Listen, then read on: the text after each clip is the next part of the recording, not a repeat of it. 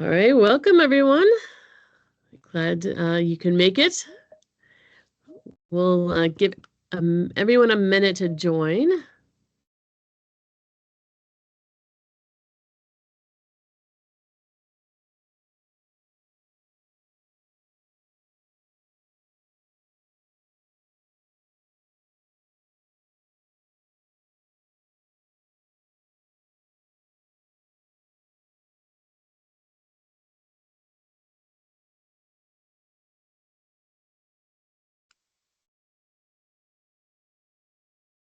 All right. Wait just a couple more seconds.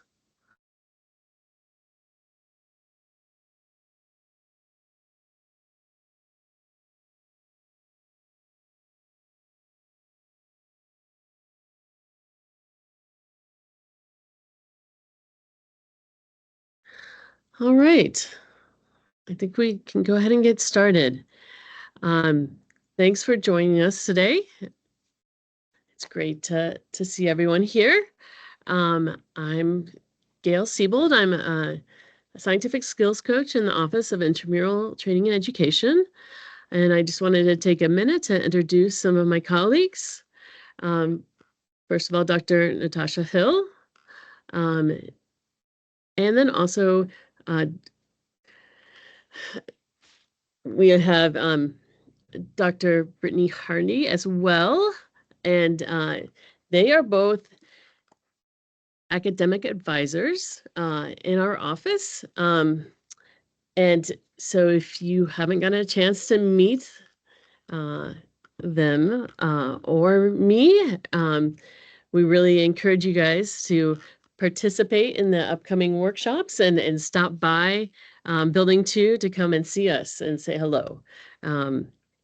And so we'll talk a little bit more about some of the resources that are coming up in the next couple of weeks. And hopefully a lot of you were able to attend Dr. Natasha Lugo Escobar's talk last week on choosing and applying to graduate schools. So I just want to say to begin with that the slides and the recording will be available after the talk. And so those will be good resources for you to have. All right, so let's go ahead and talk about writing personal and research statements for graduate programs. So the first thing to consider is why do graduate programs ask for these statements? And really, these statements are an interview on paper and a chance for you to introduce yourself and for the programs to get to know you better and to help them decide if they want to, get to know you even further and invite you for an interview. And, a good thing to remember is that you might be a great candidate, but it's up to you to make it clear why you're a great candidate for their program. And you also want to keep in mind that even though you may be a great candidate, there are some programs that their fit might not be there. And so you really want to keep in mind and do your research and homework on the programs when you're writing your applications. And so the things to keep in mind when you're what readers are looking for is kind of your sense of preparation, broadly defined. How prepared are you to go to graduate school? They also want to see that you have and are currently continuing to develop the relevant skill sets that you need to be a great graduate student. And they might expect you to explain, possible career changes, gaps, or bumps that have occurred during the process. They want to see that you'll be a good fit for their school, and that you've really carefully considered your decision to apply and become a graduate student. Also, they want to see that you can organize information well, and that you can think like a scientist, that you are a critical thinker, that you can write well, and they will understand that you're continuing to develop these skills, but they want to see that you have a good basis. And it's really also an opportunity to get to know the person behind the experiences and the numbers on the sheet of paper. And so, you want to keep in mind that there are certain skills that the admissions committees might be looking for. We have a good list here, and so once you get these slides, you might go ahead and print this off and keep in mind and some of these skills that are critical to be a successful graduate student, and think about your strengths and if there are any weaknesses on this list that you might want to continue to improve upon, so that you can be a well-prepared graduate student.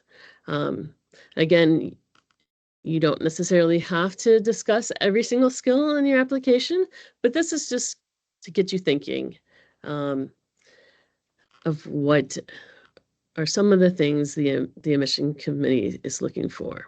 And of course, in addition to self-motivation and resilience and time management, they want flexibility, tenacity, creativity, as well as, there may be some skills that you might add to this list.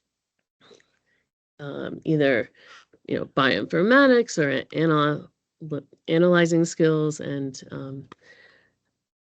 other things that are more specific to your particular career or department or interests. So the written statements are requested by the admissions committee, and they really give you an opportunity to present yourself and introduce yourself. And it also gives you an opportunity to be upfront and be impactful.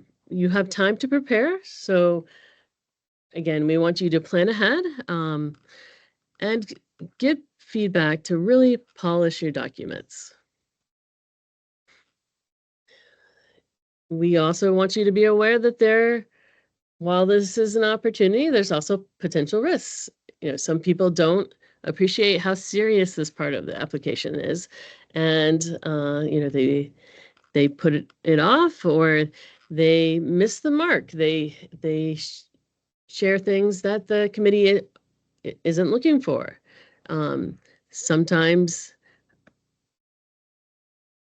people cover too much of the journey and not enough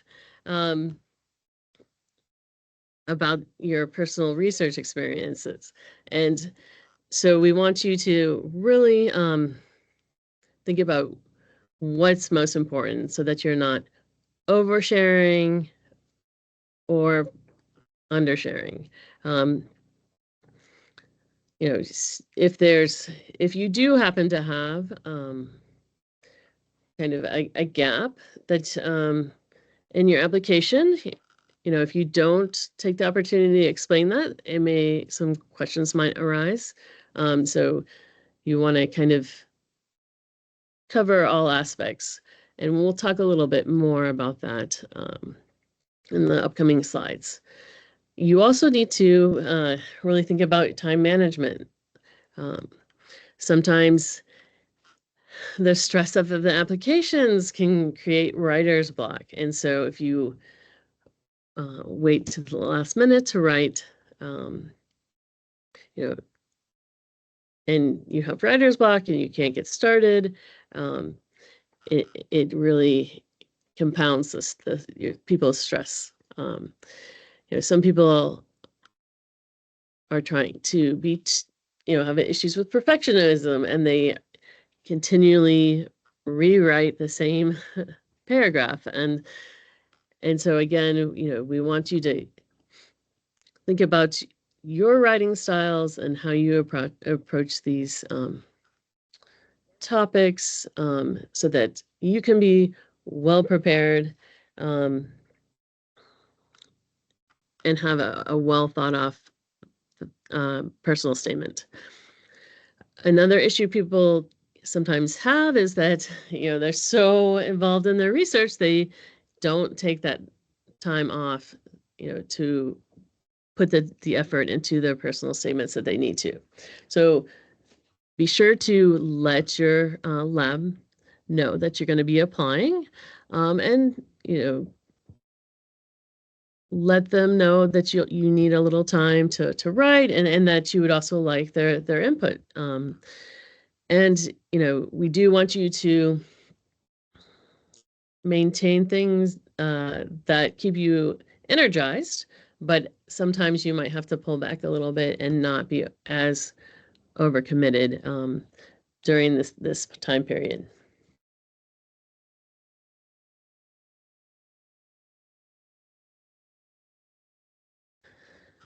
So, want you to set the stage for success.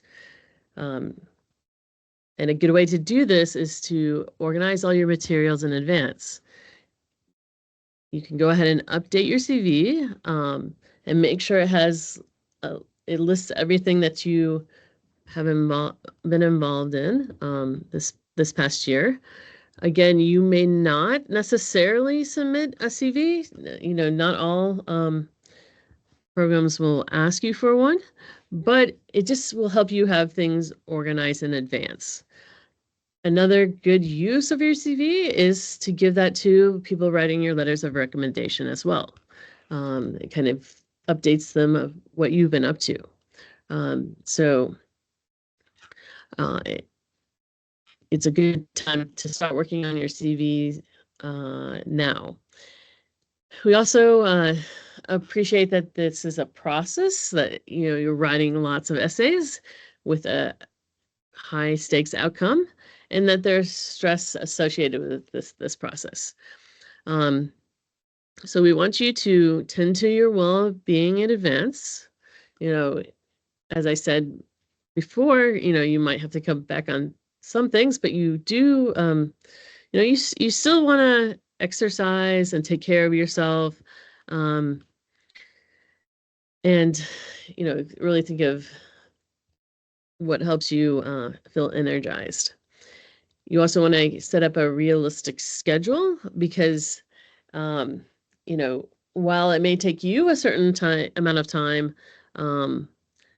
to write, it also will take time to get input. So be sure to give yourself that buffer, because you might give your statement to someone to read, and they'll say, "Oh, yes, I'll get it back to you tomorrow," and that tomorrow becomes 4 days later. And so you do want to give your readers time to give you input as well. We also suggest that you start a notebook or an Excel sheet to help you get organized. It is really important to know the differences between the programs, so that you can really explain why are you interested in a particular school or a particular department. And so by keeping an Excel sheet, you can list all the unique features of each school, You can make a list of the essay prompts that they require and any other materials that you might need in the interview process, because you do really want to stay on top of things and keep each program separate.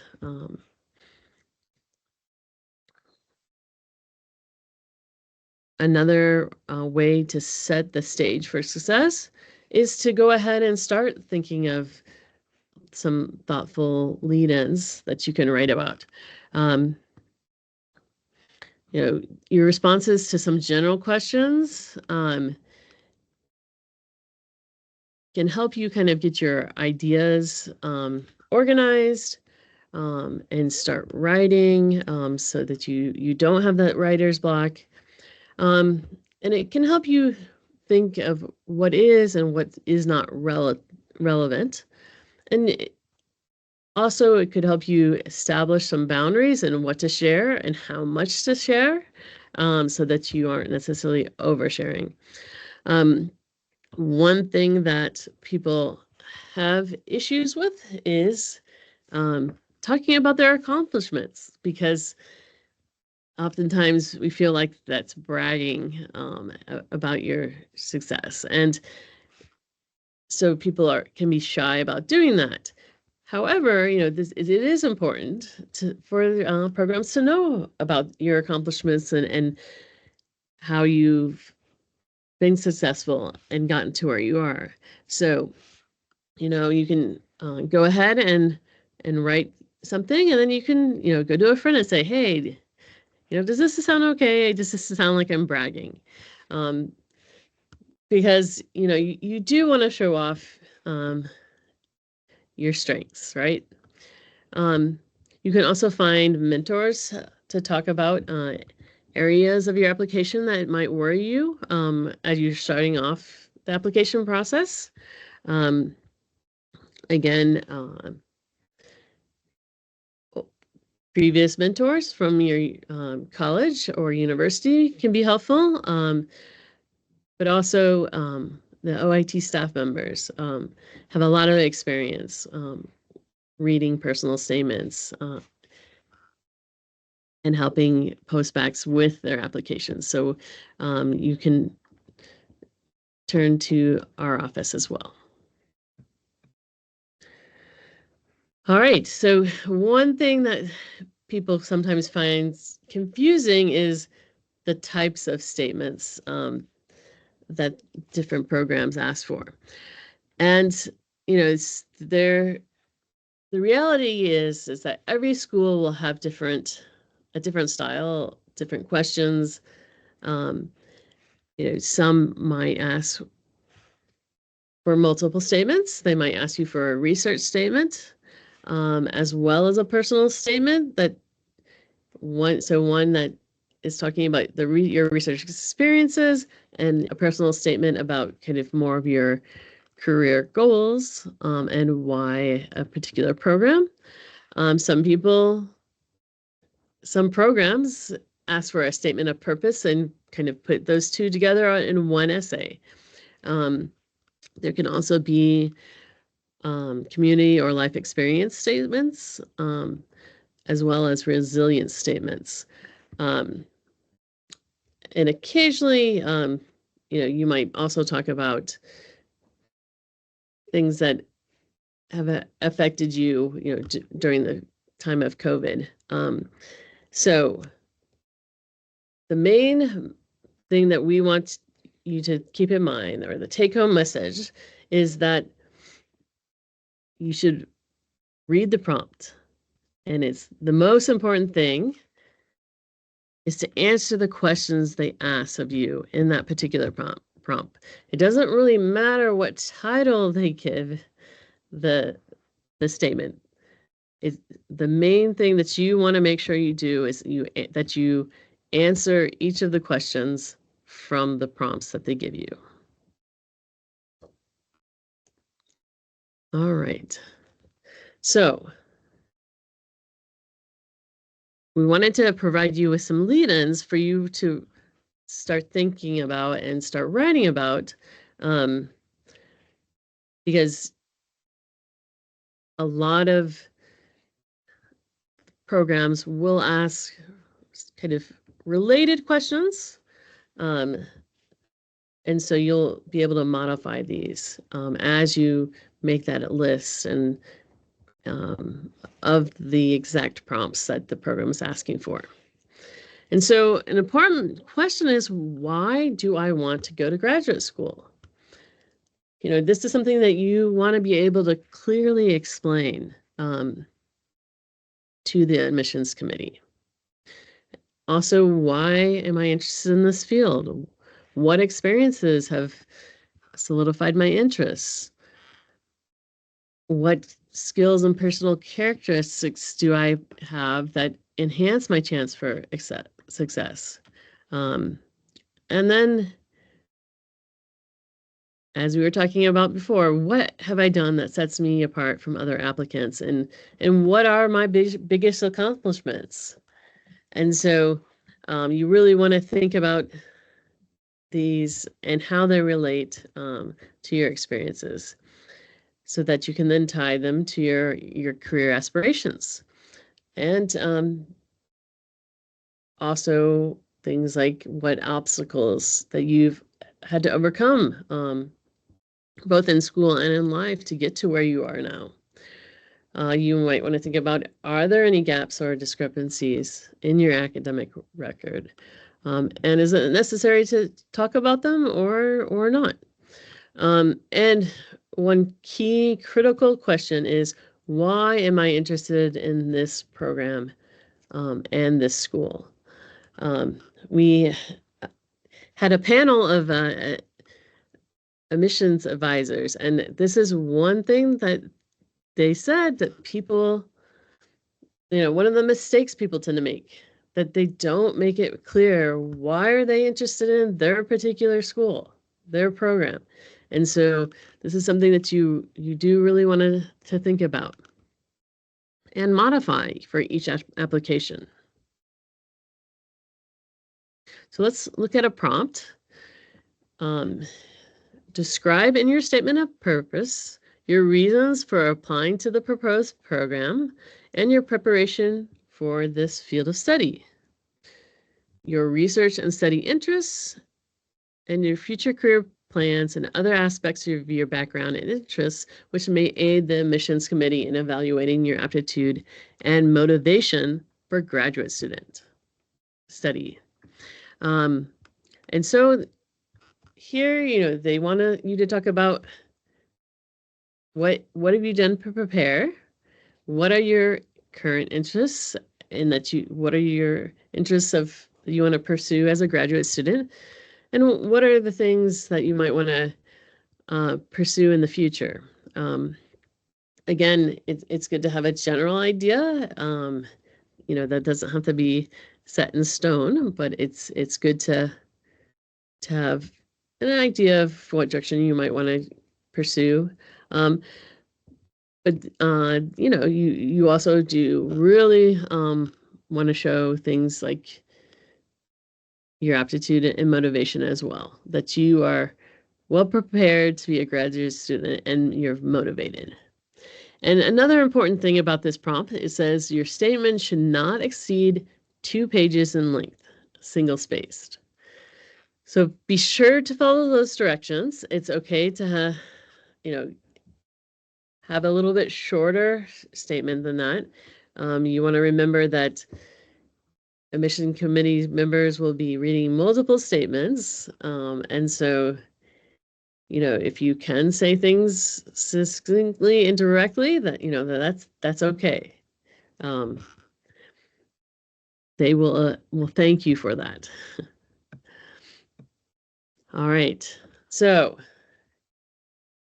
the general structure of your statement will have an introduction, kind of introducing yourself, and your aspiration to be a graduate student. And I often think it's a good idea to mention the program that you're applying to in this beginning opening paragraph. And then the substance, which is kind of the now of, the research that you're doing. And then a forward-looking direction or the future of why this program. One thing that we always want to remind people with the introduction is that it does not need to be a hook or a flashy introduction. Again, this is an application for graduate school, and so the format is different than what you may have used as an undergrad. So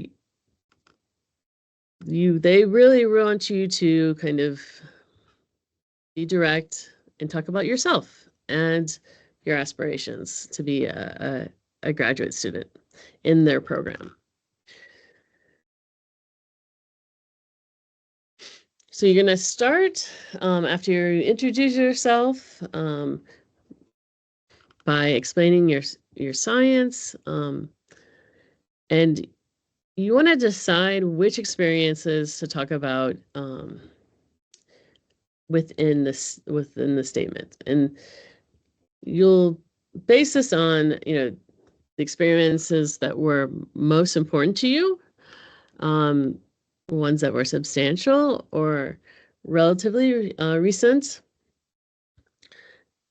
and also ones that are related to your letters of recommendation. So again, if someone is writing a letter, you should at least mention that experience in your statement to give it context. It doesn't have to be an extensive explanation or description, but at least mention so that so when they read the letter, they know how things are connected. If you do have experiences that are outside your current field of interest, that's okay. You want to focus on your transferable skills that you developed with your earlier experiences. Again, when you're talking about your experiences, it's good to give context. So we always encourage you to include the name of the organization where you worked, the department or institute, and give the name of the principal investigator that you worked with. And typically, we recommend the full name so that that person is easy to recognize, especially for people in the field. They'll recognize the PI name.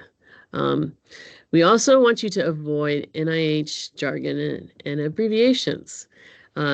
Most people will recognize NIH institutes, but a lot of the other abbreviations that we tend to use here at the NIH aren't really known to people on the outside. So, try to avoid those. It's okay maybe to mention your lab name, but again, you don't want to abbreviate it. You don't want to write out the name.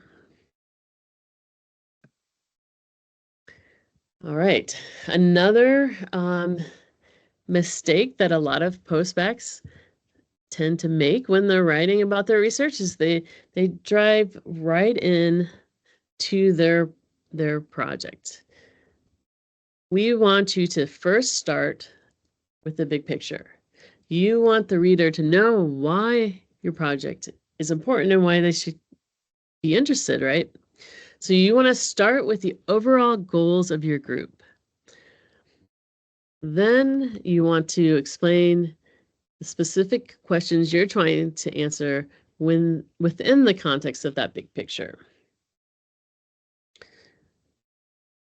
While you may talk a little bit about the techniques you're using, it will be limited, and you don't need to go into a lot of detail, unless, if you are using a brand new technique that you helped develop, then you might want to talk a little bit about it more. But really, you want to focus more on your results and what they mean, why they are important, and how they lay the foundation for future research. You also want to be clear about your role in the project, in the work. What did you help with? What did you do that was more independent? And think about, that's something you may want to talk more about it if you were working independently on a certain part of the project. But you do want to also acknowledge if you are collaborating with other people as well. Sometimes, there might be older or smaller summer experiences that you've had. And in general, we suggest that you talk about 2 to 3 experiences total. So one reason you might talk about these more minor experiences is, if one particular experience was very transformative for you, then it's good to mention it. Maybe something really impacted you and made you decide you wanted to go into neuroscience or biochemistry. However, you don't necessarily want to talk about every single research experience you've had if you have several, because then things kind of become a list. So in general, 2, 3 at the most experiences when you're talking about your science. All right, and then in addition to your research experiences, you want to highlight other relevant experiences, like presentations you've done or publications you're working on. And these, again, are kind of the outcomes of your hard work, right? And they are examples of your accomplishments. And so those are important to include as well. And then finally, you're going to talk about kind of the future. And you want to talk about why this program. And so to end your personal statement, it's good to discuss your long-term goals, what you want to do both in graduate school and after. And again, you don't have to know exactly what you want to do once you get your PhD, but you want to be able to talk about the interests that you think you want to pursue. At the end of your personal statement could also be a good place to address any issues related to your educational or research journey. But you also want to keep in mind that there may be other sections of the application that specifically asks you and give you the opportunity to include any additional information that you feel that the program needs to know about you. Again, if you do decide to include it here at the end, you don't want to put it at the very end of the statement, because you want to end with your forward-looking direction of what you want to do as a graduate student and in the future. You also want to make sure that the why is specific for each school that you're applying to. Again, we really want to emphasize that this is important. It's not just the faculty members, although, that is something that you will research. And a lot of schools will ask you for a list of faculty that you might want to work with. But, why is the program or school a good fit for you? What programs do they offer? What kind of career development do they offer? You really want to show that you've done your homework to show that this is where you want to go, and that you know what they have to offer. So, and then at the very end, you want to also tie in those future career goals of what direction you want to go to in after you receive that degree. So a good personal statement kind of puts everything into context, ties together your past and current experiences, and connects them to your future career goals.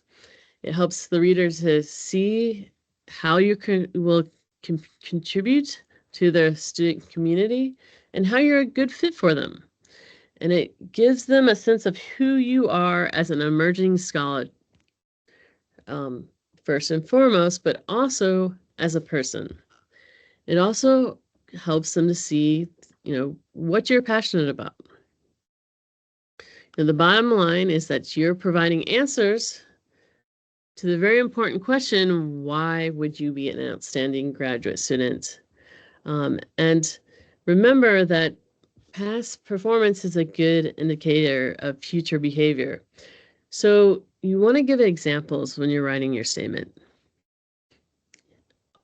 In particular, it's good to, give an example of an accomplishment or a challenge that you faced. If you want to say that you are resilient, explain how you're resilient. What challenge did you overcome in the lab?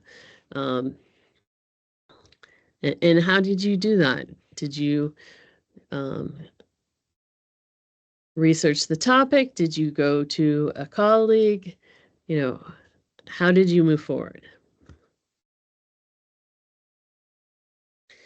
And then, as I mentioned before, sometimes we do have gaps or setbacks or blemishes that we might need to discuss. But first of all, you want to really make sure it needs to be addressed, because sometimes, what seems like the, biggest thing to us, it seems, not too big of a deal to other people. So if you got one bad grade, you may not need to bring up a C in organic, because, that's, chances are you're not the only person that got that grade. But so we recommend that you talk to knowledgeable mentors and ask them for advice. Again, sometimes people say, I want to talk about that, even though it's something that's important to us as an individual. And so if you disagree, talk to someone else, and talk to OITE or your training director. You can, not everyone will have the same view, and it may just be, a matter of reframing things a little bit. And so we want you to think about these things in advance, so that you are comfortable and give the information that you feel is needed. Again, there may be a specific section in the application that actually asks you to address this topic, and so each application will be different, and you want to check that out and figure the best place to put that information. And also, again, you want to set boundaries for what you'll share and how much detail you'll share. In general, we say, you know, maybe generally less is more. You don't necessarily know everyone who's going to read this application. And so while you may need to address the issue and give a short explanation, you don't need to give a lengthy story. So keep that in mind. And, you know, again, you know, life happens. Sometimes, you know, we just make mistakes, we don't study enough, but other times, you know, there are things that are out of our control that affect our grades and our performance.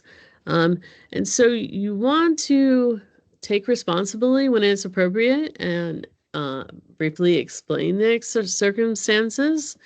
Sometimes, you know, you may have to miss some school because of an illness or family issues, or you have to work full time.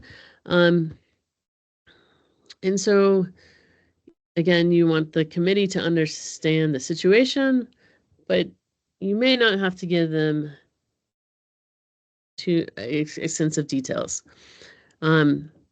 If you do have educational gaps, or you know, you had a semester, a full semester of bad grades that you, for various reasons,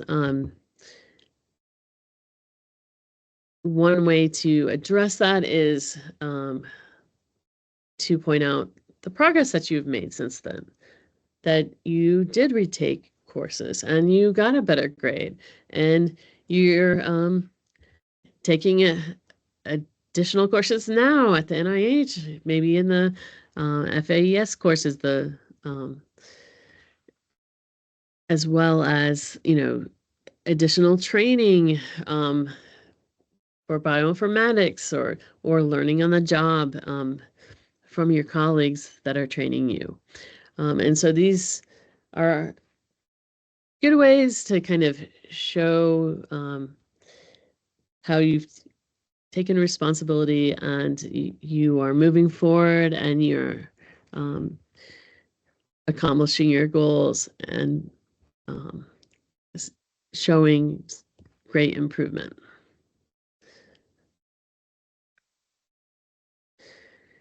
So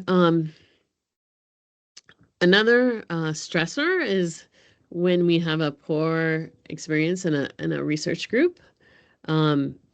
And, you know, this can happen. And to us as an individual, when it happens, you know, it can seem, you know, catastrophic or devastating.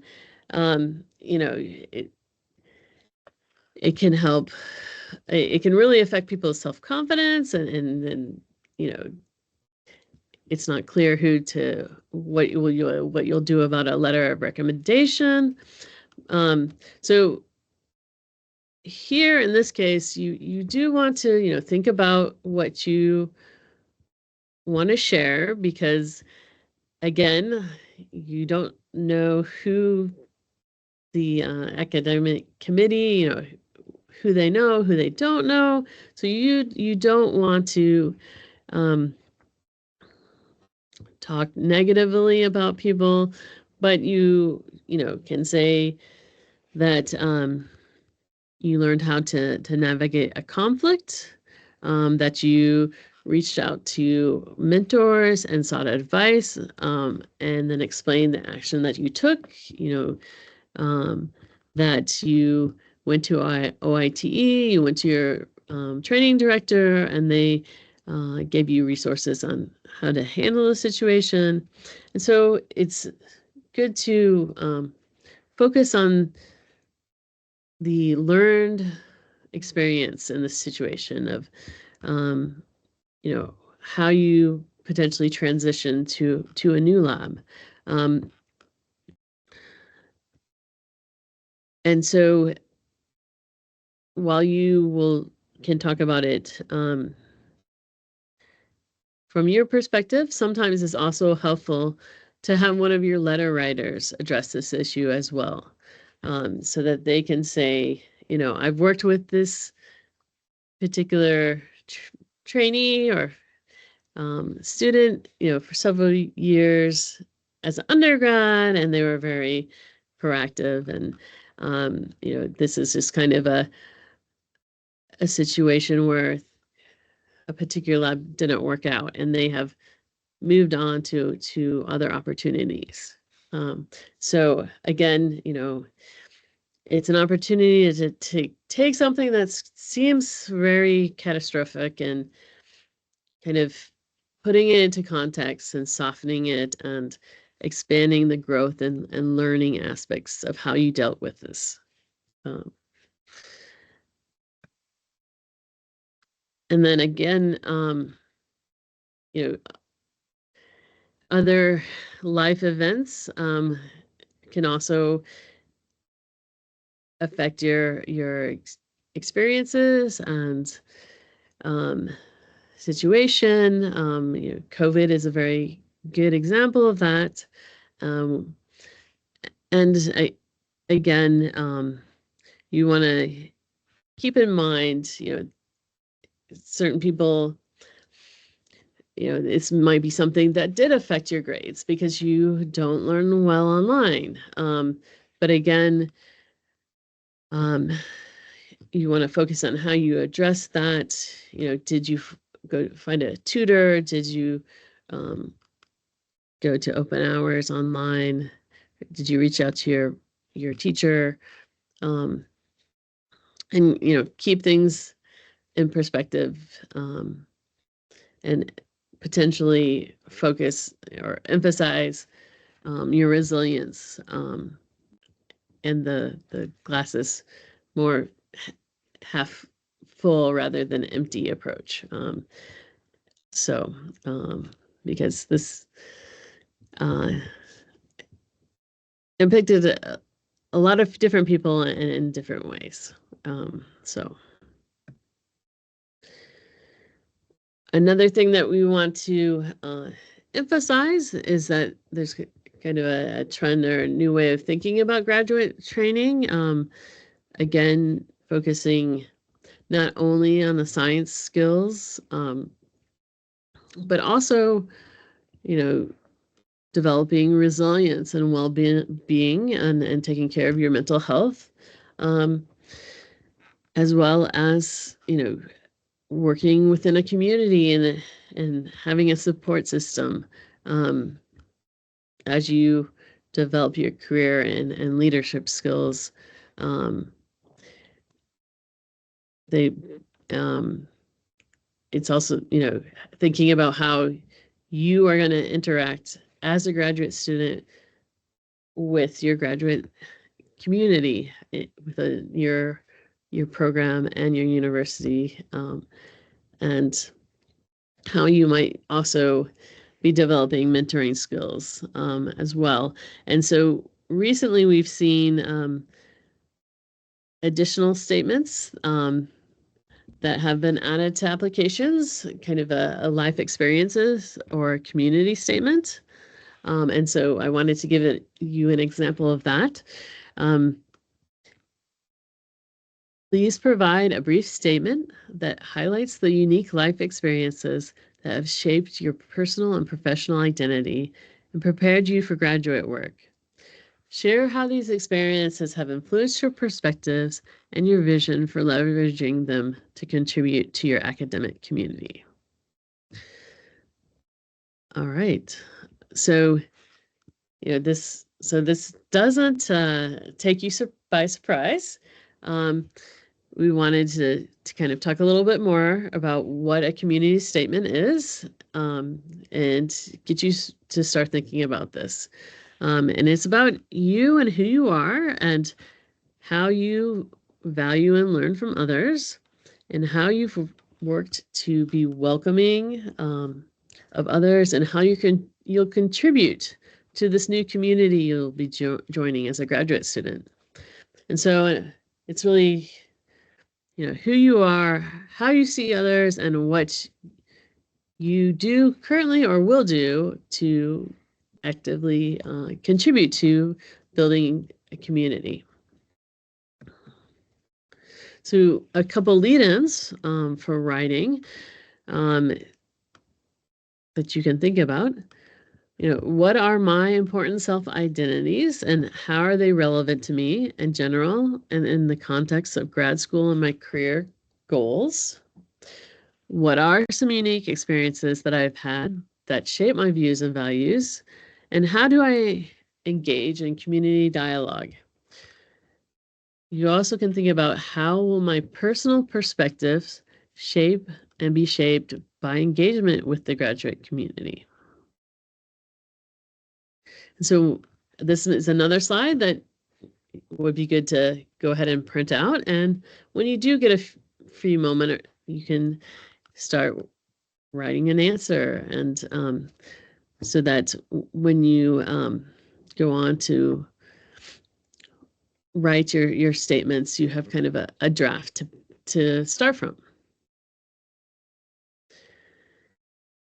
And so we've covered a lot of topics related to the writing personal statements and research statements. And I just wanted to go over a few general writing principles as well.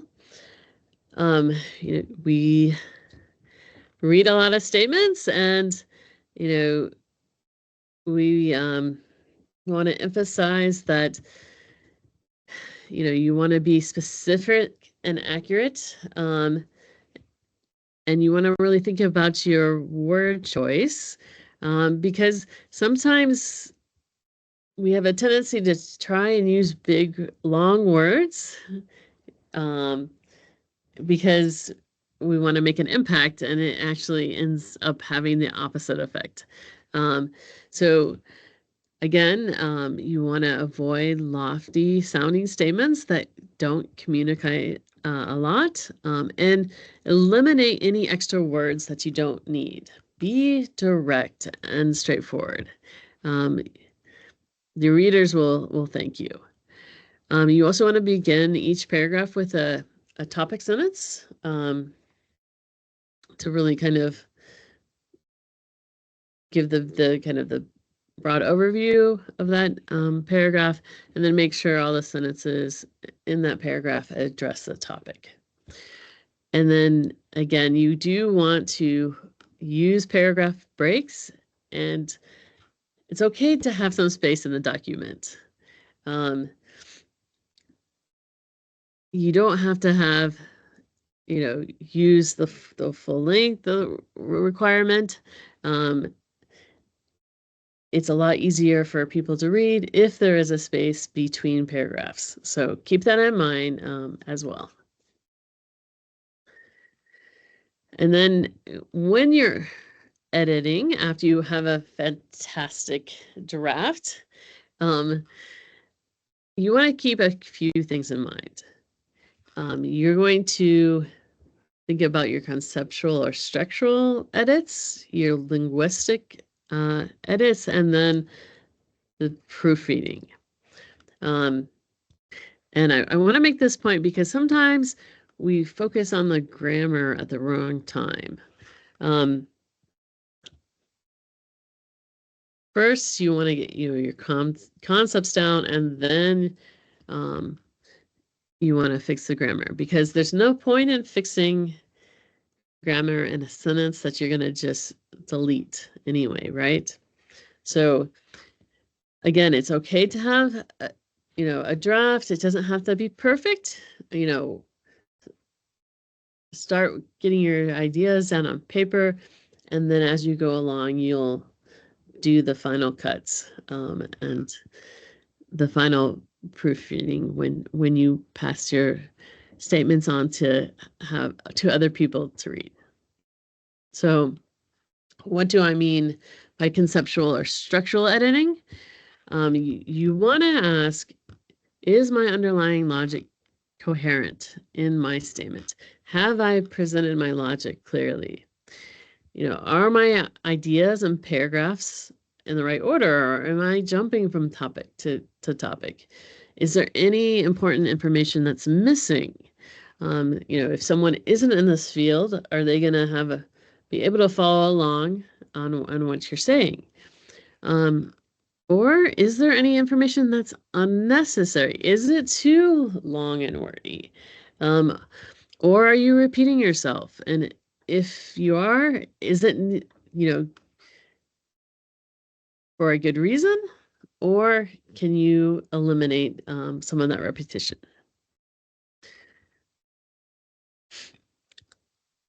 With your linguistic wording, again, you want to make sure that you express yourself clearly as possible, and you want to use every word as efficiently as possible.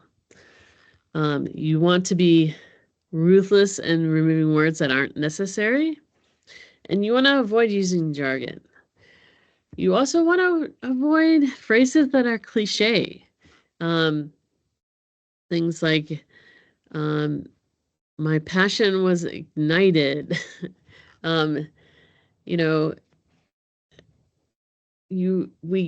Readers come across those phrases a lot, and again, it's better just to be direct and explain how things motivated you to pursue a particular type of research, instead of using phrases like sparked my interests, or because you don't want your reader to start rolling their eyes. And since your target audience are scientists, if it's something that you wouldn't say in a lab meeting, you think about whether you would want to change the wording. And again, I only include information that is important and will matter to the reader. So again, once you have everything in the right order, you're happy with the wording, then you'll go back and proofread and focus on things like spelling and punctuation and grammar, so that those don't serve as a distraction. But again, you want things in a pretty good solid draft before you start doing the nitty-gritty corrections. However, after you have a polished draft and you've edited it, you do want to have other people read it. So you can give it to friends and non-scientists, so they can check the general writing and flow and make sure it's understandable to them. You also want to have someone from your research group potentially read it to make sure that the science is accurate. And if you can, it doesn't hurt to have someone with experience on emissions committees or who read a lot of applications read it as well. And the OIT is one resource for that, as well as old mentors at your university. Again, I just want to remind people that sometimes your PI at the NIH may not be as familiar with statements. So again, you want to, if you kind of question the advice they're giving, you might want to check with one of your other mentors as well. So, and one thing that you can do is, ask your readers to mark any sentence that they have to read twice. Because if someone has to go back and reread it to get your point, then there's something going on there. And you might be able to make an adjustment to make your point more direct. You can also ask them to identify any unnecessary words or phrases, and also places that might be missing logic, or that they don't quite follow, to point out if you need to add more details. So Our final tips for success. Again, we really want you to pay attention to the prompts and answer what is asked of you, okay? This is very important. Answer the question that they are asking in that particular section of the application. Also, again, kind of consider your statement as, time travel, where you're talking about your past experiences, your experiences now, and your future interests or goals.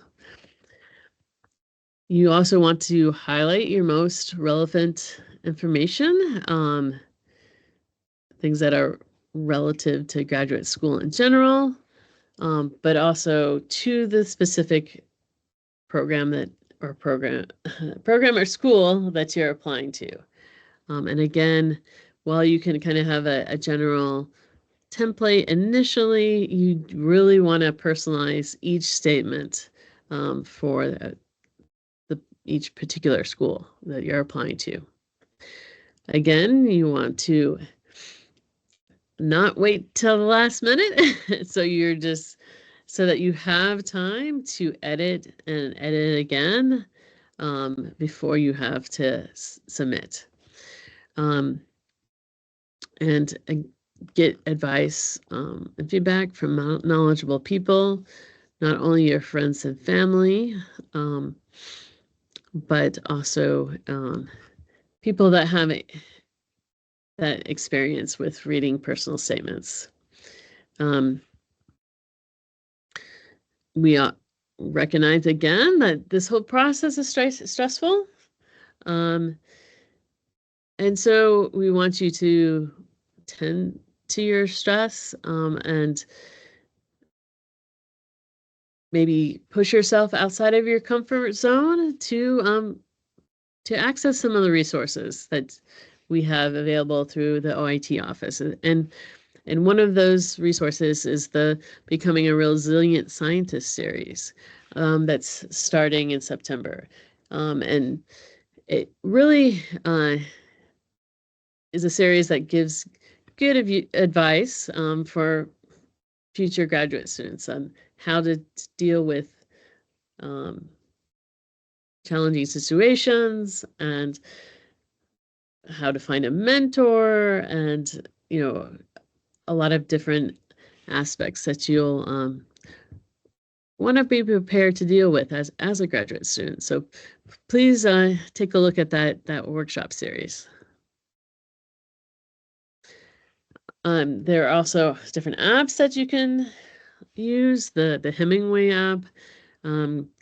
It's kind of a fun one because it tells you if you're using passive versus active voice, or what words that you might not need, any adverbs or adjectives that are unnecessary, but also, Grammarly and Quillbot are useful ones as well. And, in this day and age, we get a lot of questions about ChatGPT. And I want to remind you that, you're writing your own unique story, and AI can't write that story for you. You're the only one that knows that story, right? So keep that in mind. Sometimes people will use ChatGPT for editing. You want to think about the fact that sometimes ChatGPT gives suggestions that are very generic, or the sentence structure isn't correct. So don't assume that what you're getting back is going to be fantastic writing. If you do use ChatGPT, it's always good to disclose how you used it. But we want you to write your story, and in general, the admissions committee at this point would not recommend that you use ChatGPT. And one resource that will affirm that is our 2025 panel. In case you missed it, it's strategies for navigating graduate school in uncertain times. If you weren't able to attend, it's a good resource. The link is here. You can listen to it. And we had a panel of admission committee members kind of giving their perspective in the current times and current situations. So, and again, as I mentioned at the beginning, it's always good to update your CVs and to know how to write a cover letter. So we have a couple resources there. And if you're still trying to decide what schools to apply to, we are going to have an alumni database accessible soon that would help you find former postbacks at schools that you're considering. But also LinkedIn is a good way to do that as well. So talk to people at the schools and ask them about what they like about the programs. Another important resource that we want you to be aware of and to register for is the Graduate School Personal Statement Writing Working Group. And that deadline will be next week to register. These are small group presentations and discussions which allow you to interact with other postbacks that are applying and to kind of bounce ideas off of each other and really get you started in the writing process. We will also have group mock interviews for graduate school in December and January, and this will be a mix of virtual and in-person opportunities. And then finally, for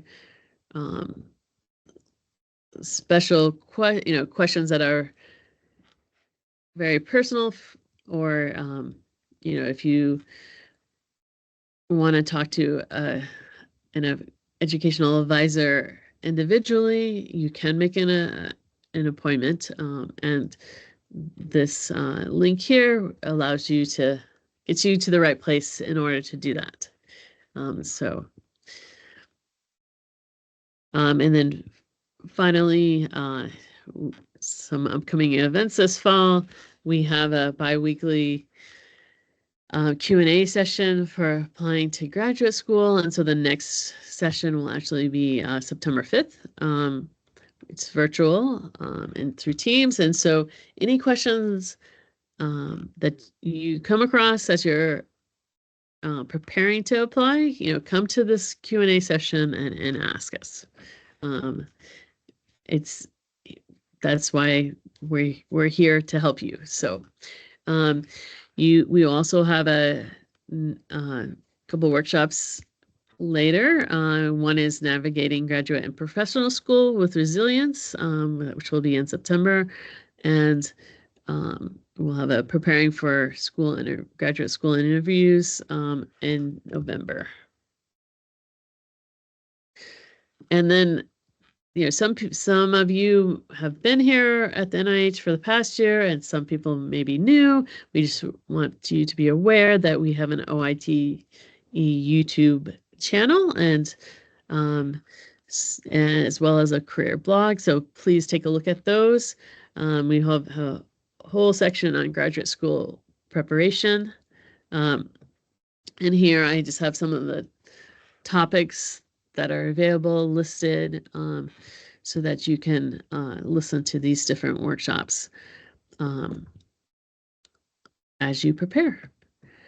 And again, it is important to take care of yourself and learn about resources that will help you be a resilient graduate student. And so, really think about applying to this becoming a resilient scientist series. If you aren't able to attend in person or online with the current session, there are some recordings with previous sessions available too. And then finally, we want you to be aware that the NIH Graduate and Professional Schools Fair will be coming back next summer. And so for those of you that aren't applying this cycle, this will be a very useful resource because you can go and talk to people from different school programs directly one-on-one. And so be sure to mark your calendar for that as well. And that wraps everything up that I wanted to cover. So I can go ahead and take some questions. Great. You do have some questions in the chat. So let's go with, in terms of having a general template for our statements and then personalizing to each school, how much can stay the same between applications for the intro, substance, and future structure? For instance, can the substance stay the same between all applications, or do we have, or should we anticipate having to intricately tailor each statement / essentially write 8 to 10 different statements? Right. Good question. And that will partly depend on which programs you're applying to. And if there are certain PIs that you are interested in working with. In general, you can kind of stick to the similar topics, but it may be that you're applying to some immunology programs and some virology programs. And so you might adjust between those two. One thing that you want to make sure is that you update like the names of the programs. You don't want to refer to the wrong program in your opening paragraph because that is a big non-starter to begin with. And what you'll find is it's good to have kind of a general template to start with, but some programs will ask for a research statement and then a personal statement and then a community statement. And so you'll have to decide what you want to adjust or include in each one. And others might just ask you to do one statement and that's it. So then you fit everything together. So, again, you do want to make adjustments, but, if you have one particular story that you really want to emphasize, you might put that story in all of the applications. So hopefully that kind of gives you an idea. Again, you do always want to proofread each statement and make sure that you're making adjustments for all 8 to 12 schools that you're applying to. Any additional comments or questions related to that? So the other popular question for today was, do you have advice for how to organize those 2 to 3 main research experiences we'll be talking about in the body of the statement? And e.g., chronologically or by significance or etc. Right, exactly. We've seen both.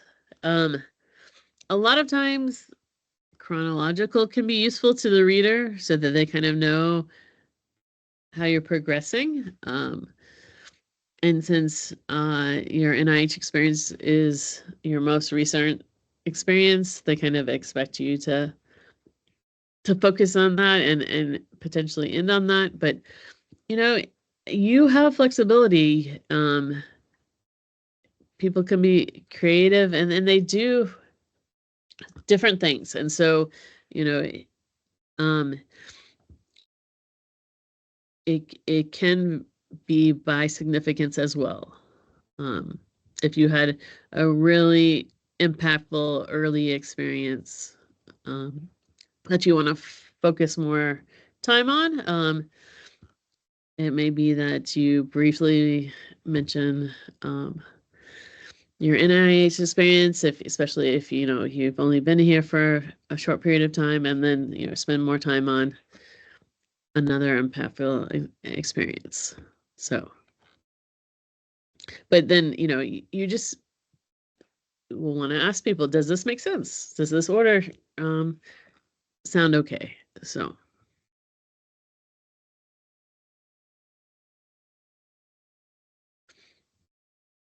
Any other questions? No, I think that's it. All right.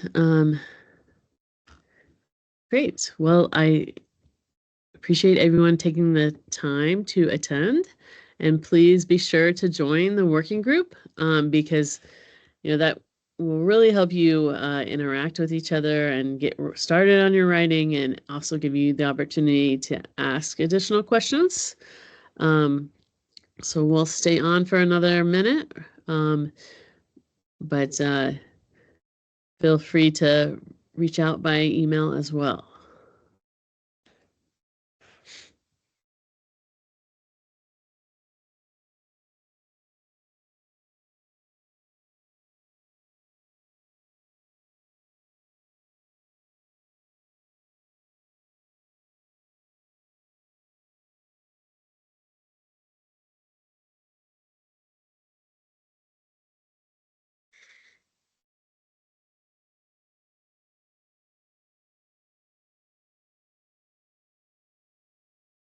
All right, and thank you, Brittany, for putting those useful links in the chat as well.